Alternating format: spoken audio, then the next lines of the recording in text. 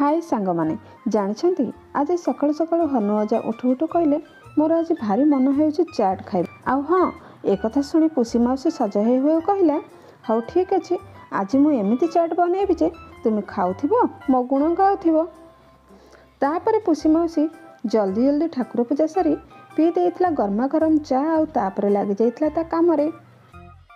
आउ चाहा पी सारी प्रथमे बिना रंगरे बनैथिला आलू मटर चाट आउ तापर देइथिला दही बरारे जबरदस्त भृषण पत्रर छुंकटिए पुणी बनैथिला रुटी आउ कोबी आलूर भजा टिफिन पैक करी रखी देइथिला बिलकु नेबे बोली हनु अजा।